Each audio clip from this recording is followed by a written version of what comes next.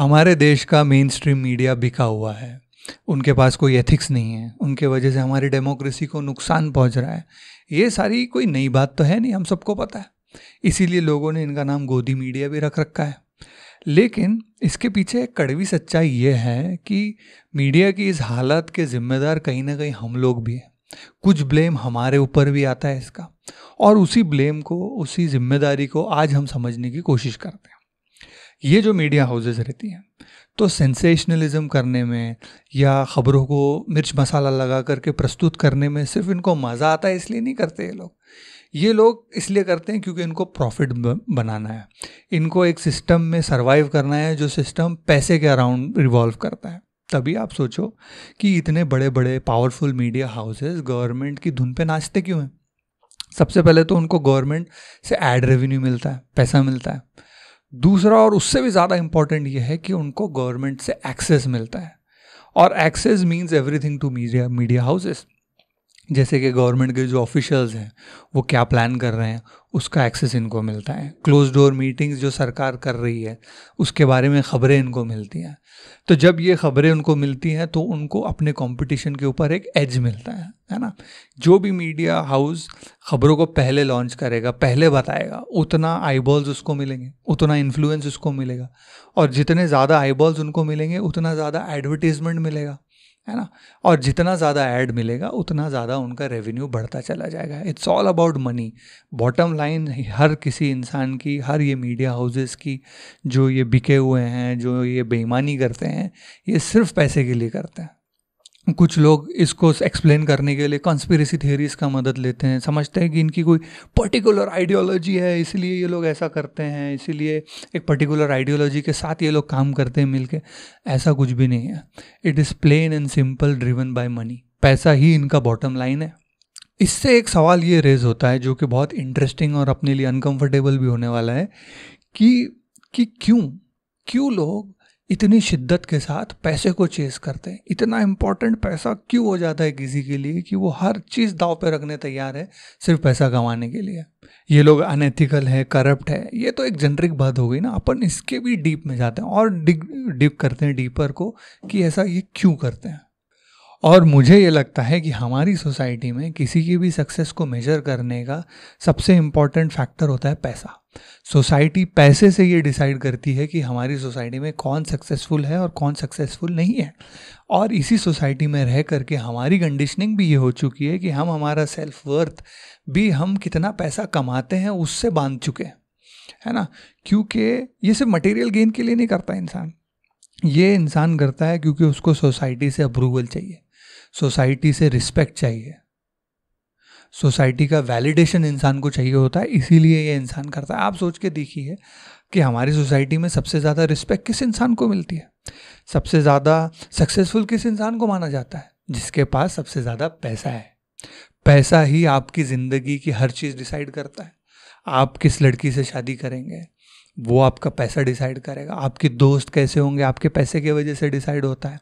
आप social gathering के अंदर आपको कितनी रिस्पेक्ट मिलेगी और कितना अटेंशन आप कमांड करोगे, ये सब डिसाइड होता है कि आप कितना पैसा कमाते हैं उसकी वजह से। पैसा हमारी सोसाइटी का एक अल्टीमेट मेट्रिक है। इसको समझना हमारे लिए बहुत क्रिटिकल है। तो हम एक ऐसी सोसाइटी क्रिएट करने में भागीदार हैं, हिस्सेदार हैं, जो सोसाइटी पैसे पे इतना ज़्यादा महत्व देती है, इतना ज़्यादा वज़न पैसे के ऊपर रखती है कि हर कोई उस सिस्टम में, उस सोसाइटी में पैसे को चेस करना चाहता है। और ये जो मीडिया हाउसेस है वो इसी सोसाइटी का, इसी सिस्टम का हिस्सा है। इसीलिए वो भी पैसे को चेस करते हैं, क्योंकि हमारी सोसाइटी, हम जिस सोसाइटी को क्रिएट करते हैं, जिसके पार्ट है, वो पैसे को प्रायोरिटाइज करती है। और इनको पैसा चाहिए सर्वाइव करने के लिए उस स्ट्रक्चर में, जो स्ट्रक्चर हमने खुद बिल्ड किया है। और जब ये मीडिया हाउसेस पैसा कमाने के चक्कर में सही गलत की सारी पहचान भूल जाते हैं, तब हम कंप्लेन करते हैं। हमको बिट्रेड फील होता है उसी सिस्टम से जिस सिस्टम को हम डेली एंडोर्स करते हैं। ये आयरनी है हमारी। इसीलिए दूसरों पे उंगली उठाने के टाइम पे हमने ये भी सोचना चाहिए कि ये जो स्ट्रक्चर है, ये जो सिस्टम है, हम भी इसी सिस्टम का पार्ट है।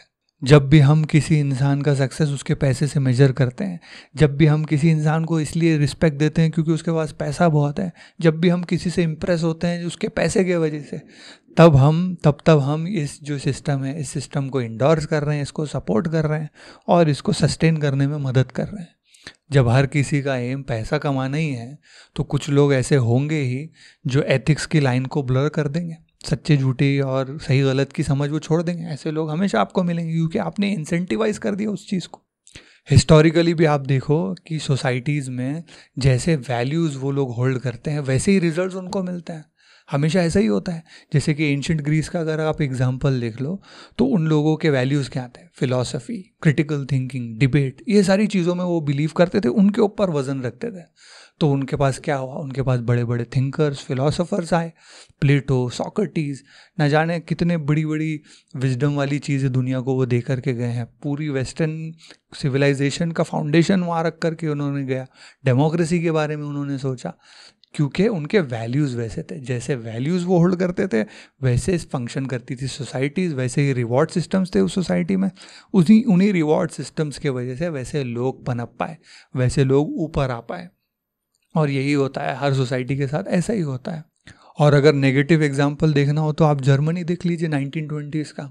जब जर्मनी फर्स्ट वॉर हारा था तो वो बहुत अंदर से पेनफुल थे, बहुत कड़वे हो चुके थे, बदले की भावना थी वहाँ के लोगों के अंदर। तब उन्होंने ऐसे चीज़ों को, ऐसे वैल्यूज़ को नर्चर किया, उनके ऊपर वज़न रखा जिसके वजह से हिटलर जैसा आदमी उनके ऊपर पनपा और फिर कितना नुकसान हुआ उनका। तो जैसी वैल्यूज़ उस सिस्टम की, उस सोसाइटी की होती है, वैसे ही रिजल्ट्स उन्हें देखने मिलते हैं। किसी एक चीज़ को ब्लेम करना कि भाई ये गोदी मीडिया है या ये ऐसा है, तो उससे फ़ायदा नहीं है क्योंकि you are just pointing at the symptoms. वो सिर्फ एक सिम्टम्स है। कोर बीमारी जो है वो सोसाइटी के अंदर होती है। सोसाइटी जिम्मेदार होती है कि कैसा सिस्टम वो क्रिएट कर रही है, कि जिस सिस्टम में कैसी चीज़ें थ्राइव होगी, कौन ऊपर आएगा कौन नीचे रहेगा, ये सोसाइटी के वैल्यूज़ डिसाइड करते हैं। और रियल चेंज जो होता है ना, वो फ्रस्ट्रेट होने से, दूसरों के ऊपर फिंगर्स पॉइंट करने से, कंप्लेन करने से नहीं होता। रियल चेंज लाने के लिए आपको अपने आप से पूछना चाहिए कि मैं कैसे कर सकता हूँ, मैं क्या चेंजेस ला सकता हूँ अपने अंदर जिसके वजह से ये सिस्टम अच्छा हो जाए। मैंने किन किन वैल्यूज़ को प्रमोट करना चाहिए, मेरे वैल्यू सिस्टम में क्या फॉल्ट है, ये सारे सवाल हमने अपने आप से पूछने चाहिए। अगर हमें ऐसा मीडिया हाउस चाहिए जो एथिक्स को पैसे के ऊपर रखे, तो हमें एक ऐसी सोसाइटी बिल्ड करना पड़ेगी जो एथिक्स को रिस्पेक्ट करे, पैसे को रिस्पेक्ट ना करे, तभी वो ऐसा करेगा। इन मीडिया हाउसेस को बंद कर देने से या ओवरटर्न कर देने से कुछ नहीं होना चाहिए। हमारा माइंडसेट है जिसको हमें ओवरटर्न करना पड़ेगा, बदलना पड़ेगा, क्योंकि ये जो मीडिया हाउसेस हैं ये हमारी सोसाइटी के वैल्यूज़ का रिफ्लेक्शन है। तो मेरा आपके लिए ये सजेशन रहेगा कि आप भी अपनी ज़िंदगी में ऐसा करो कि आप इंटेग्रिटी, ऑनेस्टी, करेज, इन सारी चीज़ों के ऊपर वैल्यू पुट करना चालू करो। पैसे के ऊपर वैल्यू मत करो। ऐसा कोई इंसान जो सिर्फ पैसे वाला है, उसके पास बड़ी गाड़ी है, बड़ा मोबाइल है या बड़ा घर है, उन लोगों को नॉट नेसेसरीली रिस्पेक्ट दो जस्ट बिकॉज उनके पैसे की वजह से। ऐसे लोगों की रिस्पेक्ट करो जो एथिक्स पे चलते हो, जिन्होंने पैसे की कुर्बानी दे दी अपने एथिक्स के लिए, जिन्हें बड़ा करेज दिखाया। जो कोई ऑनेस्ट इंसान है, दुनिया में कुछ अच्छा कर रहा है, कुछ सोसाइटी में अच्छा वैल्यूएबल कंट्रीब्यूशन कर रहा है अपार्ट फ्रॉम मनी, वैसे लोगों को रिस्पेक्ट करना शुरू करो, तो वैसे लोग सतह पे आना शुरू करेंगे, वो लोग राइज करेंगे और दूसरे लोगों के लिए भी वो इंस्पिरेशन बनेंगे। तभी आपका सिस्टम साफ होगा। हमने खुद ने सच्चाई को प्रायोरिटाइज करना चाहिए वेल्थ के ऊपर, तभी दुनिया में लोग, दूसरे लोग भी करेंगे। तो यू कैन स्टार्ट अपने आप से ये प्रैक्टिस करना शुरू करो कि आप जब भी किसी के बारे में बात करो तो उसके पैसे के वजह से उसकी रिस्पेक्ट करना बंद करो। उसके दूसरे एट्रीब्यूट्स खोजने की कोशिश करो कि वो इंसान सच्चा कितना है, अच्छा कितना है, चैरिटेबल कितना है, वगैरह वगैरह, दूसरी सारी क्वालिटीज़ जो आप सबको पता है जो अच्छी क्वालिटीज़ है। हमारे इंस्टिंक्ट्स में वो चीज़ें होती है, लेकिन सोसाइटल कंडीशन हमारी ऐसा हो जाती है कि हम इवेंचुअली ऐसे बन जाते हैं कि हम पैसे को रिस्पेक्ट करना शुरू करते हैं। तो थोड़ा क्रिटिकल रहना चाहिए इसके बारे में और सोचना चाहिए कि कैसे लोगों को हम रिस्पेक्ट देंगे हमारी सोसाइटी के अंदर।